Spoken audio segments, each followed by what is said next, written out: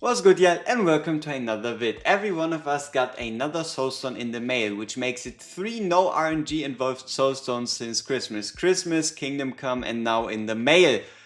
But the big issue is we have over 117 legendaries in this game. If you were to count every awakening as a single choice, then you're looking at basically 600 different choices, though if we cut it down to just the important 3, that is still way over 350 different choices on where to actually spend your unpolished, obviously plus minus slots, but it is so many that for some of you it might even lead to choice paralysis. And that's what I'm here for. I am going to bring you not only the 6 most important awakenings in the entire game, but every other truly relevant awakening, every other awakening that can truly use an unpolished soulstone. None of that slop, none of these silences, just the truly important stuff. So, without further ado, let's get into the 6 most important awakenings in this entire game. And I kid you not, here you go. These are the 6 most important awakenings in the entire game. And you might realize a pattern. It is just 2 heroes 3 times. And yes, some of you were fighting me on my takes for A5 Kigiri, A5 Wukong, because like, oh no, but you can use them for Guild Boss 2, and if you finish Guild Boss 2 at 120k already, you don't need them. And that is true. But time and time again, the devs have proven to us that content is only going to get harder from here. Specifically Abyss 1, we're looking at you. It's only going to get more difficult. And if you want the easiest time in this game, or if you want to stay competitive in any way, shape or form, Kigiri and Wukong are a must-have at A5, and you can fight me for it. Honestly, they are a must-have at A5. We'll go over the awakenings and why they are so strong, but let me get out another thing first. There's still a chance, obviously it's somewhat low, but there's a chance we're getting a Wukong and Kigiri rerun during or closer to the anniversary, maybe after. So if you are really happy with where you are currently in the content and you think there's nothing going to change for your account by doing this, then you might be able to hold off onto them and save yourself a soulstone. But obviously this is just a thrown out conjecture here. There is no like tangible evidence. But let's get to the fun part. Why do we have Wukong's A1 down here in A? Because Wukong is a damage big boy. He does damage, and what he does is do damage best. And his A1 does not increase said damage. What it does do is add viability, add versatility by preventing death for allies in his ultimate range upon him triggering it for the very first time. Or better said, allies within 2 tiles around him. So that is your monkey business. You don't really have to say a lot about it. It can help in certain scenarios, and it comes even somewhat clutch in Abyss 1, where there's just so much damage going on. And overall it's a nice awakening to have, but if I had to do something, I would make the jump from A0 to A3 at the same time. Because the A3 adds the ability to stun with the Sage Clones, making him invaluable when it comes to Guild Boss 2. But that's not even all of it. You have a better stacking chance of Thunder, which is these ones where he can stack them for his ultimate to, if you check it out right here. Thunder, when the heroes gain 1 stack of Thunder, the ultimate contains the full stacks of Thunder, enabling the hero to ignore 60% of the target's defense. So the more Thunder stacks, the more defense you ignore, the more damage Wukong deals. But you also right here have this one. If the enemy is immune to stuns when triggered, it instead deals an extra 150% damage. This is something that might get overlooked, but this takes Wukong's clones to a whole nother level, allowing them to hit for 150% damage as long as the target is immune to stun. This is one of the reasons why Wukong, even from A3, starts hitting so hard in Abyss 1, because obviously you cannot stun that guy.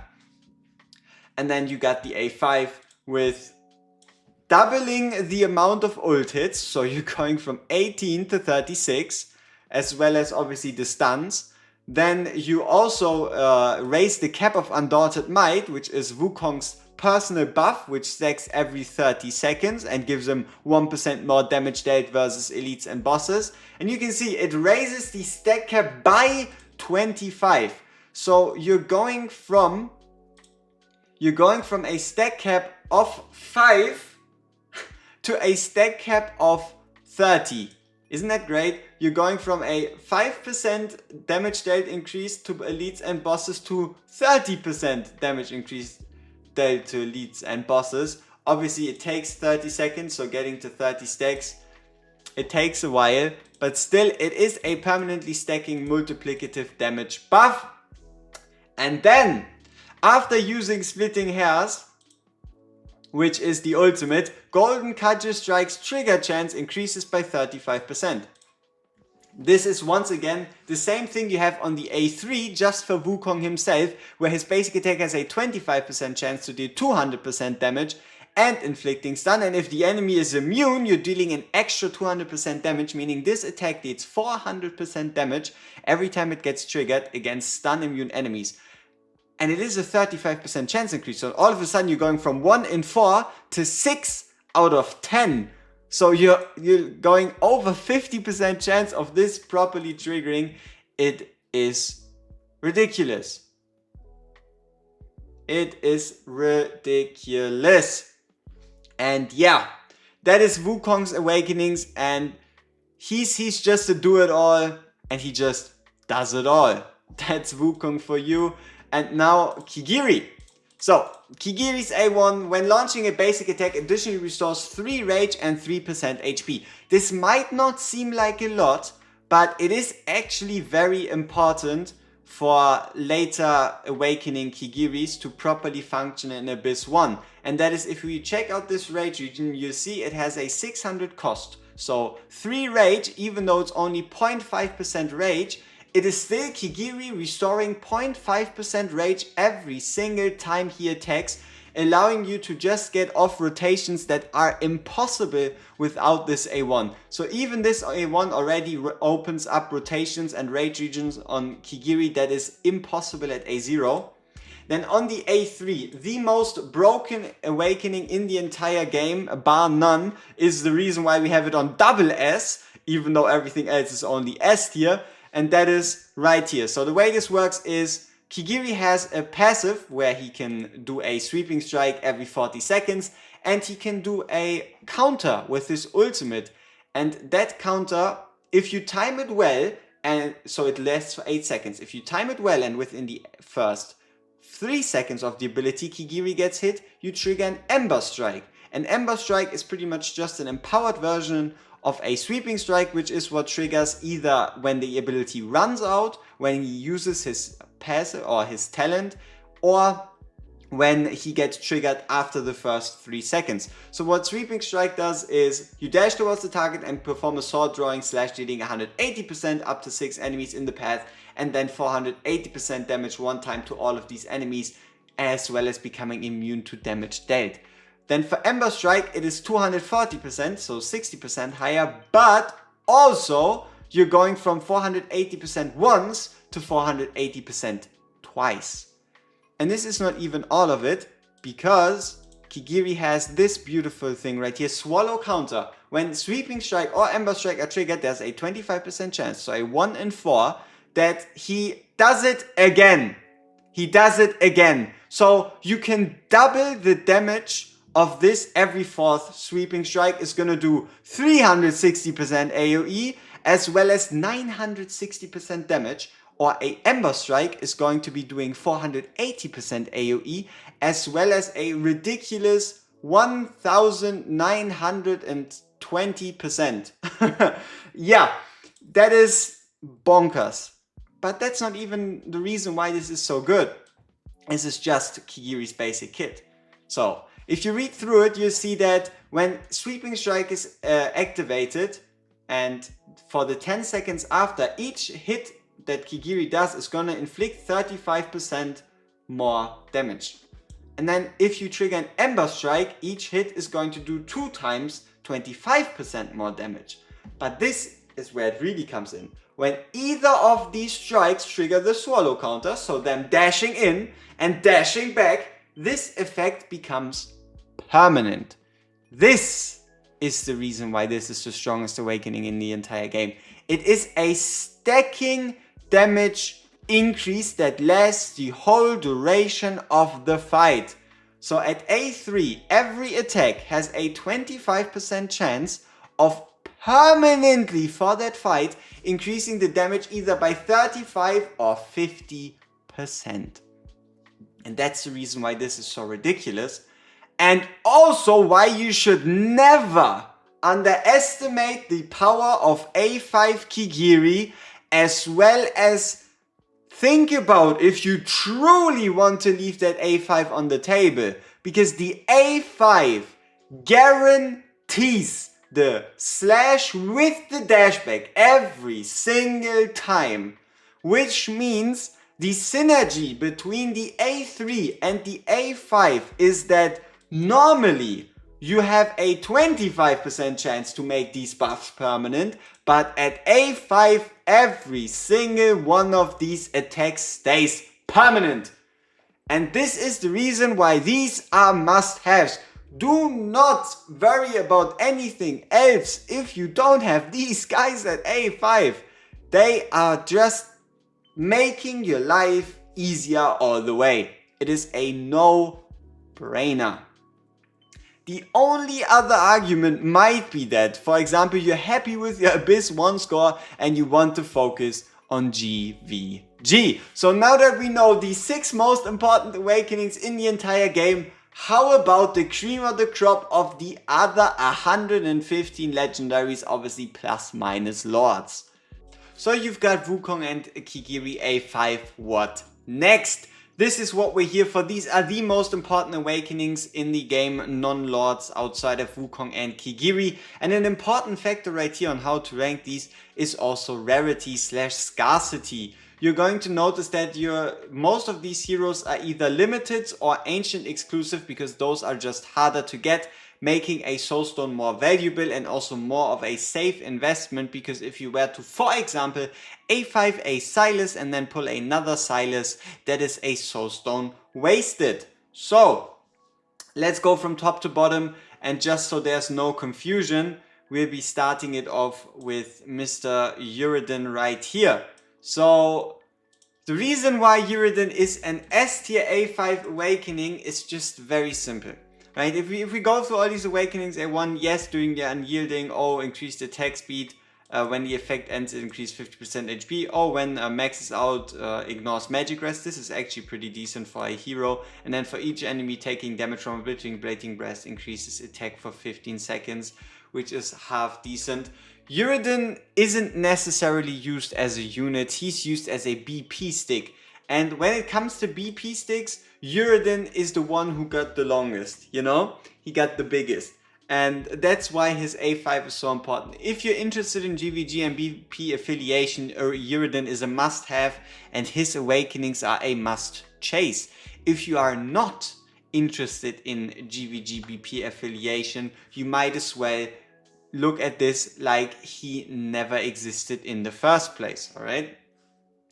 Then we have a bit of a controversial one, and it depends, right? Because Hex obviously, oh yeah, these are in no particular order, right? It's the same tier, no particular order.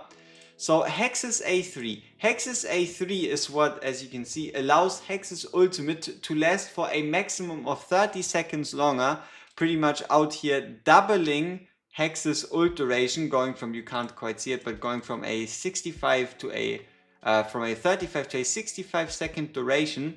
And that's what makes this so strong, especially if you combine it with the fact that you can now draw the Fool because of the A1. It's probably one of the strongest normal awakenings in the entire game for like a normal unit, but also it's not necessarily as rare, right? And then we have something we need to talk about. We've talked about the very top and we talked about Hex, but we need to talk about that at the bottom there. It's less of a coloring, meaning it's less important, and it's also an A2 in comparison to an A1, A3 and A5, and it really depends on how often are you using the unnameables. Are they in your GVG defense?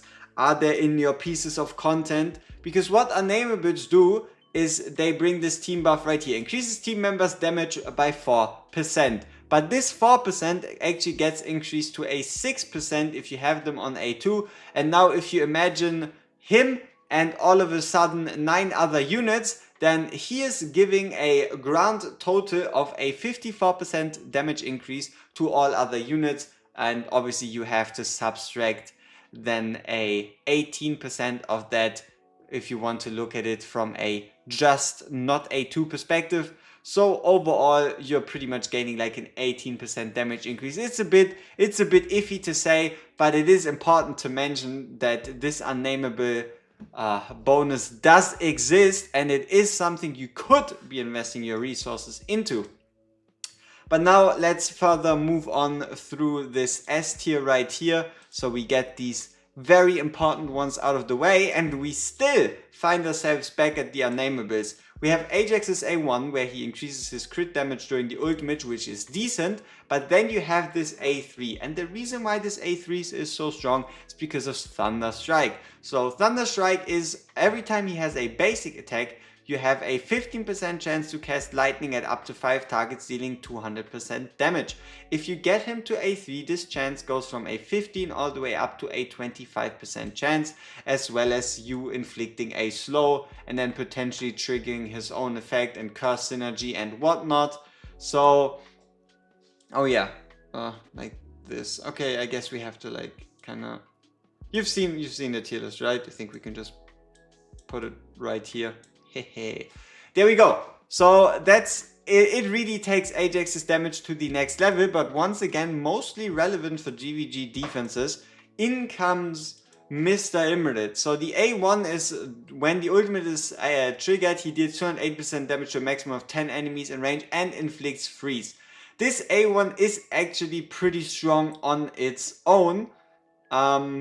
So you could technically rank it as like a good A1 by itself. Then you have the A2 we talked about, and then the A3. While the ultimate is not activated, there's a 30% chance to inflict Winter's Bite through the basic attacks, as well as the effect duration of Winter's Bite within talent range is increased by 2 seconds. If you don't know how Immerit's talent range works, that is here.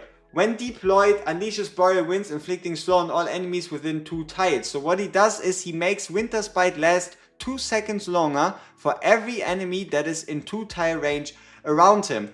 And also, Winter's Bite is like the reason why this awakening is so strong. You have this Winter's Bite chance, where you have a 20% chance to inflict an extra stack if you have an Honora. And outside of that, then you only have Winter's Bite truly through the ultimate right here, where I'm inflicting 1 stack of Winter's Bite on them. So you have Honora for Winter's Bite, you've Immerit for Winter's Bite, but now you then also have Immerit's basic attacks for Winter's Bite. The more sources of Winter's Bite, the more often it triggers, the more powerful it becomes. And also look at this, when Winter's Bite on any enemy triggers freeze, so 3 stacks, you're dealing extra magic damage depending on the duration, which you're increasing by 2 seconds, the natural Winter's Bite freeze duration, just from the A3 right here. And that's the reason why it's so strong. Once again, it is mostly GVG relevant, but still outside of GVG, you can even find it in, for example, AoE Arena with a Immerit right there.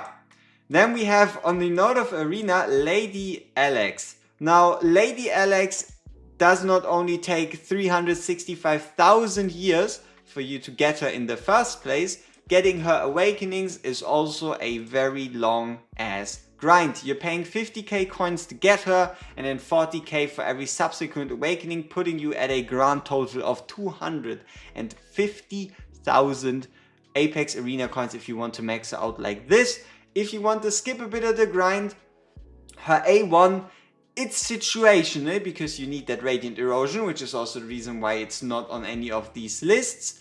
The A2 is also not that important, but on the A3, if an enemy dies with a Mark of Enmity, which reduces the damage dealt to the caster by 50 and increases the damage received from the caster, if an enemy dies, boom, you regenerate 35% rage. And that at a 20-second cooldown. So you have more rage, meaning more ultimates, meaning more damage, meaning more synergy, meaning everything, everything. So yeah, it is just a very, very incredibly well scaling awakening. So if for whatever reason you're sitting on that A2 on that A2 Lady Alex, going to A3 might just be the thing for you.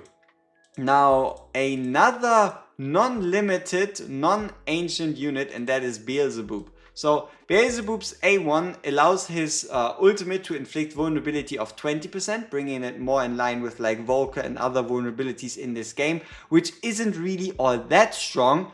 But then with the A2 you get the attack increase, meaning his inspiration also becomes stronger. And then on the A3, when basic attack deals damage to a target, restores 2% rage.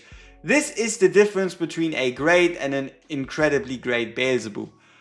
Also, furthermore, it really depends on if you have a use for him, right? If you have a use for him in mind, this awakening becomes way more important. But currently, with the way things are looking, he doesn't really have too much of a space in like a lot of content.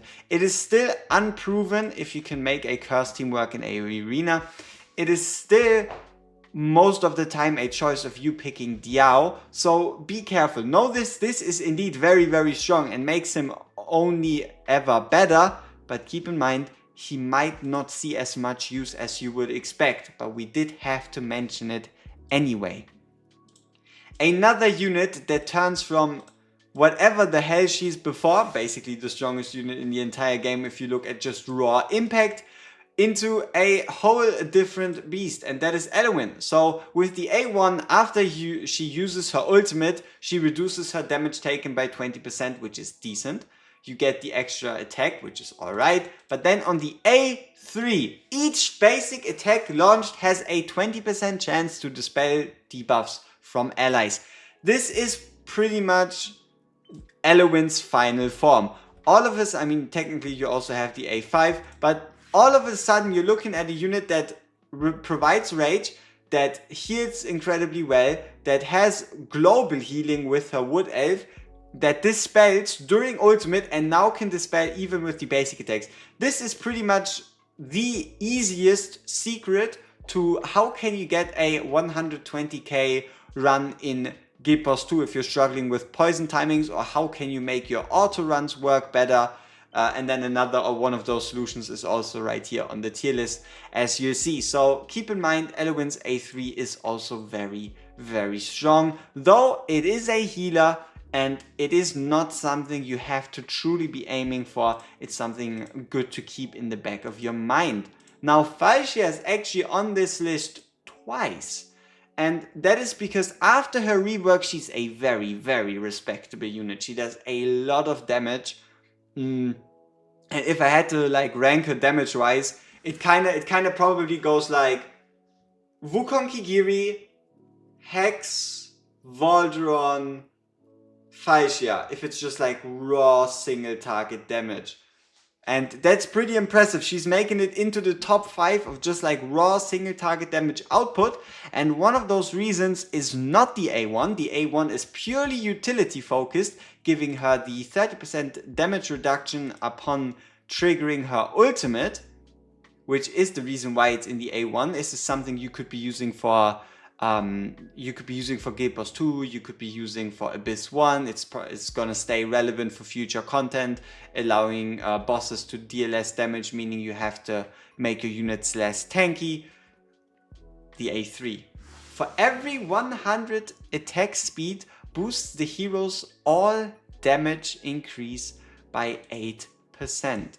So if we take a Falchia and we give her a build, it doesn't necessarily even have to be anything too crazy, but we're gonna go with something more of an endgame build. And then we give her what everybody already always wanted to give her, which is an attack speed main stat. And then we look at this, you'll see that we have an attack speed total of 633, which means you have to multiply 8% by 6, giving you a 48% damage increase from a single awakening. And that is the reason why Faisha also hits so hard. She hits very hard at A0, but A3 is legit her only real meaningful damage awakening, with this being reduction and this being less shielded damage taken. This is what makes, like, takes Faisha to that next level, to that like tippity top. On another note, tippity top heroes, we have to talk about Diao. So Diao at A0 is already a menace. Diao provides permanent inspiration, she provides penetration, and she allows you to swap between healing and inspiration. It is so valuable, especially in like honestly any piece of content, because no longer do you need to time ultimates alongside of inspiration units. You can just time them whenever and they're gonna get the same boost. But this is also where the A1 comes in, because what the A1 does is it takes all this range right here, this normal Dolores range, and it turns it into Alien range. So you're going from this range all the way to this one. It is basically the biggest range increase on any awakenings. It makes her so much more useful in different content, but keep in mind, it is not impossible to still use her in said content, it's just harder. I would say it's probably WoR's biggest quality of life awakening ever. Like, the ease of use for team building, if you have a Diao A1, is just worlds apart from a Diao at A0. So you have to ask yourself, if you haven't pulled her on A1 already, do you really want that QOL? Do you want that quality of life? Do you want that ease of team building? Do you want that massive inspiration range? It is something you can skip out on. There's a single arena where you 100% need it, and that is anti-air arena, because otherwise you cannot reach the very top targets. But for example, in arena in AoE and single target, you can get away with running an A0 Diao, but it's one of those, sometimes you might run into a guide for a stage and whatnot, and they require Diao A1 because the team is built in a specific way, and there's just no way to replace that, because there is no inspiration like this, is what I would like to say. But there is indeed a single inspiration unit like this that also got a rework recently, and that is Durza. So while Durza doesn't have the ability to heal, he does have the ability to provide inspiration in the same range as a Diao, though it is a inspiration only during ult rather than an inspiration permanently, but it is a higher inspiration during said ult, as well as a attack speed increase, a physical and magical damage reduction of up to 70% based on the unit's current HP, as well as a damage increase of 30% and infliction of vulnerability. So he's pretty much the one to do it all. And for example, having a Durza would be one of those where you could argue that having a Diao A1 isn't as important. So Durza's A1 is on here, and the reason for this is because Durza's A1 is pretty darn strong. For each ally affected by the first HP deduction of the Sanguine Rite, so when you use the ultimate, it deducts 50% current HP. For every ally affected, you restore for 60 rage. This one works exactly 4 times. If Durza has 4 allies in range that he deducts HP from, he regenerates 240 rage. The reason why that's so important is because Durza's rage is only 900. So you're regenerating almost, like, I think it's 26 to 27% rage for the next ultimate already. It massively shortens the downtime in between Durza ults and truly makes them valuable, because this is what sets a good from a great rage or inspiration unit apart. So let me give you a couple examples. You have Beelzebub, who can get rage from his basic attack and from his A3. You have Constance, who can get rage from her talent. And then you have our all-time favorite Dolores, who can also now get a 100% guarantee on her rage from her talent, meaning that if your Durza doesn't regenerate rage by himself, he is pretty much lacking behind every other unit. That doesn't necessarily make him worse, but that might just screw with your timings enough to the point where having someone like a Diao for permanent uptime is better. So these were all the very tippity top tier awakenings. Now let's get into the best the game still has to offer and potential options for you to still consider. And for the very first one, I was a bit struggling about should I include Lust here, should I not?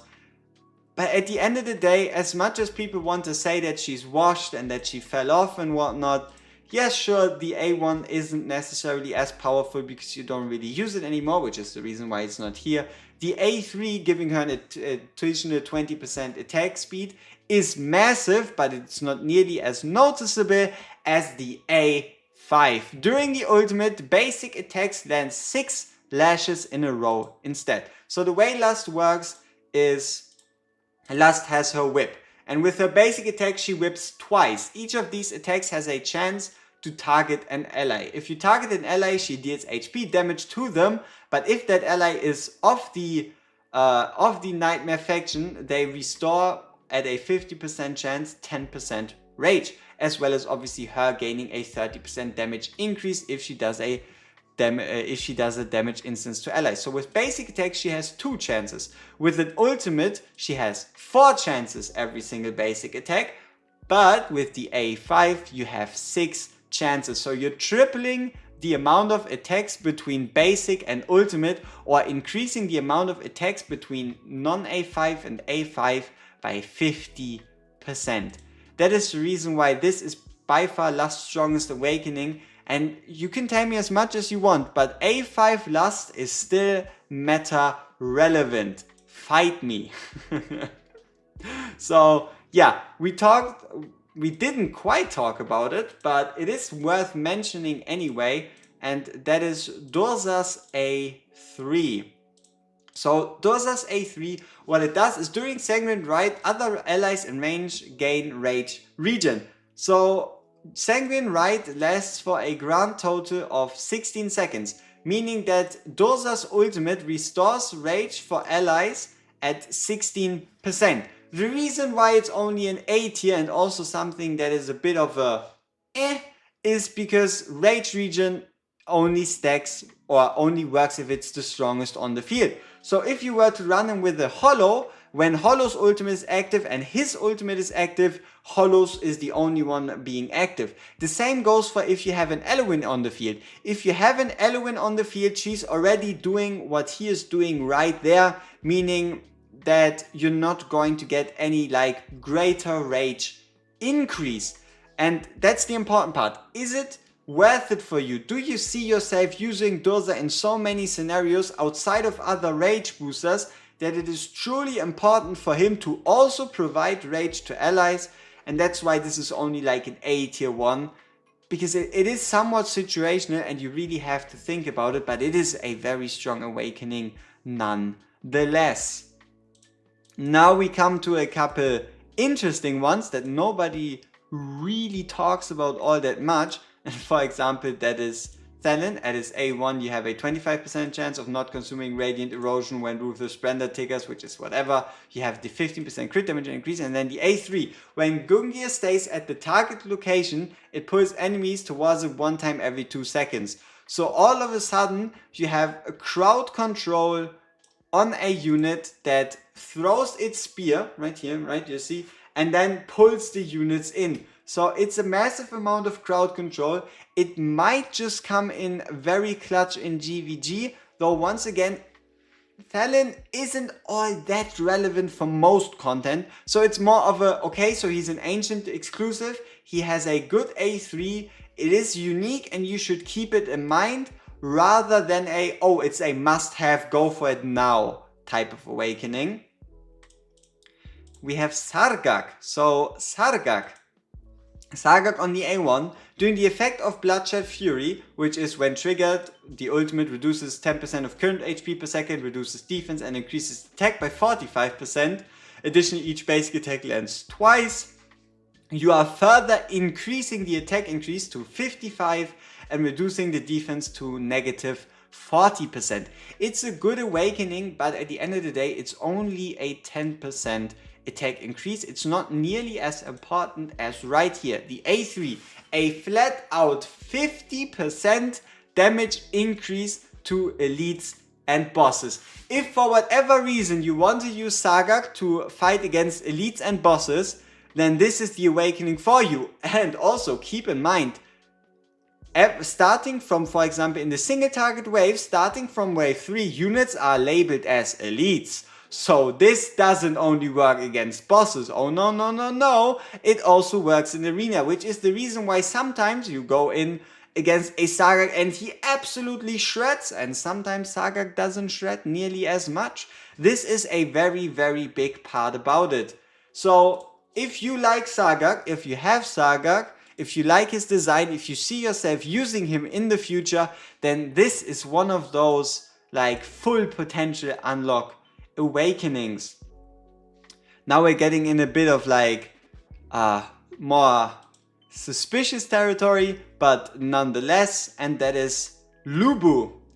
Lubu kind of saw like a resurgence in usability and popularity ever since AoE Arena. And that is because he, like Ingrid, when he does his Chaos Strike, he actually hits all 3 lanes. So imagine this is the lane he hits with his basic attack, then he hits the lane to the side and the other lane to the side. He hits all 3 lanes with that Chaos Strike, meaning he can almost pretty much solo AoE Arena and take care of everyone. And why is this so important? This is because it's a range increasing awakening that also further increases the damage dealt against targets that he's not blocking. So a bang on bona fide arena awakening as well as a general content awakening for Lubu. If you have yourself a Lubu, if you're a fan of his kit, a fan of his character, then this is something that takes, that just makes him so much better. Another unit that is a bit overlooked, and also it's weird to say if you really want to invest your soulstone into him, because Alistair was a fusion and you can pull him from the ancients, but still you can pull him from the ancients, doesn't mean you will. And that is right here, you have Alistair's A1. When reaching full talent stacks, and that talent is the one that refers to right here, come on, talent stacks, right? Each attack on the same target increases attack speed by 30, stacking up to 5. The effect lasts for 5 seconds. When reaching full stacks, each special attack deals 1 extra true damage equal to 80% attack. So as soon as you attack 5 times with Alistair, he enters into this state where he has like this huge golden laser, which not only triggers Trembling Shatter, as well as also the Noble Debilitation.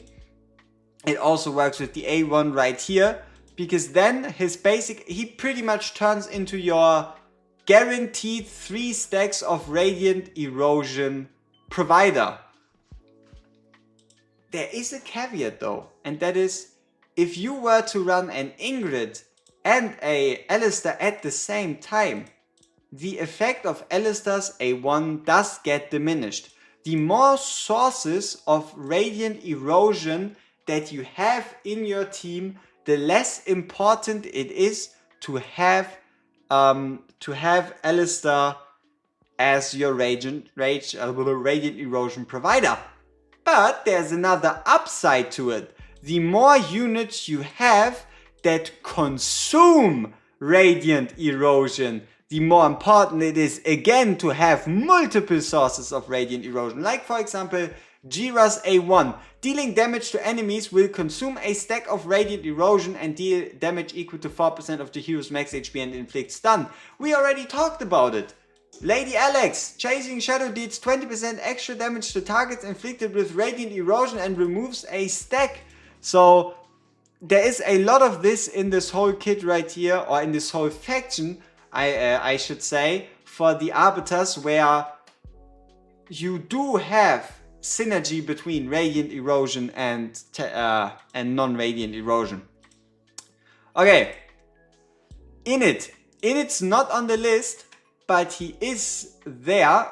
He is just down here, and the reason why he's down here, and I just want to talk about it because we're still like at least at his faction, is Init's awakenings currently are kept by you not being able to get more of his through achievements. So getting Init isn't all that easy, which technically makes him rare, but I would still hold off on giving awakenings to an Init, because not only is he not that strong, but there is still a very good chance for us to get more and more achievements related to getting a soulstone for Init, potentially completely nullifying you spending a soulstone on an Init and giving you a useless item. So I am not a great fan of investing into Init, but it is possible, it is something you can do. I personally just wouldn't recommend it, but we at least had to mention it. And then we're going to be going over to Desomi. So Desomi has seen a bit of like a resurgence in popularity, and that is because he has magic incense and potent magic incense. What this does is if the bearer's HP is above 50%, dispels a debuff, and magic incense, potent magic is dispels a debuff per second, while normal magic is debuff every 2 seconds. So he is pretty much your auto ultimate perma cleanser that becomes only more important the more debuffs there are. Currently there's only one true piece of content where he really shines, and that is in allowing auto runs for 120,000 blood mecha fragments, whatever you want to call it, on Gate Boss 2.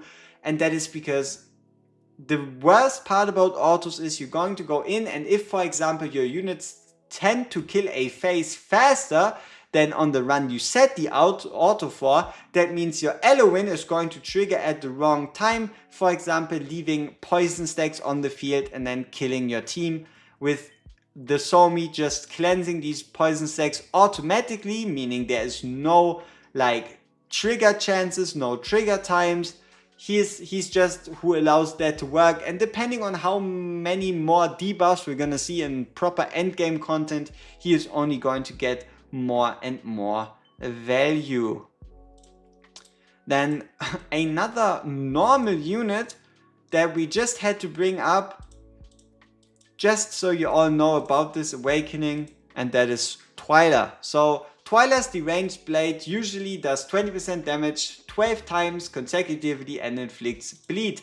Twyla's A1 turns that into, after triggering the ultimate 4 times, increases every deranged blade's damage instance from 20% to 30%, giving her, instead of 240%, a 360% damage on deranged blade. Keep in mind though, Twyla is not only on a banner coming semi soon, she is also in the common pool, as well as you only having to pull her twice. So investing a soulstone into Twyla is more of a last ditch effort. And then you might be remembering her, we have Honora. So I'm somewhat split on recommending people to summon for or to use soulstones for Honora. It is twofold. Not only do we have a Honora banner coming up or already live, you also have the ability to invest soulstones into her. Though here the A1, it only truly is GVG relevant, because I made the same argument already, and that is the devs are unlikely, very unlikely, to introduce a piece of content where for whatever reason you need to have an Honora that is once awakened just so you can immobilize enemies for 2 seconds upon ultimate, otherwise the stage is impossible. It doesn't seem realistic, it's not really going to happen. Now other awakenings that are like more relevant for like a broader perspective is the A3 with Law Labor ignoring 20% of magic res, and the A5 with Anora and Labor both dealing 20% more damage to enemies affected by Noxious Breath, which is triggered either randomly through Labor or guaranteed on the ultimate, overall massively increasing her damage output. The thing with that is, she's already dealing massive amounts of damage at A0, and we currently don't have true AoE requiring endgame content. It just doesn't exist. There is no like gear rate 125. You know what I mean? There is so much like single target focus, single target benefiting content, but there's no like huge wave content where you need to have amazing AoE to perform well, which is why these aren't important in the current state of the game. And this concludes all the most important awakenings in this game, and we see each other in the next one. Peace!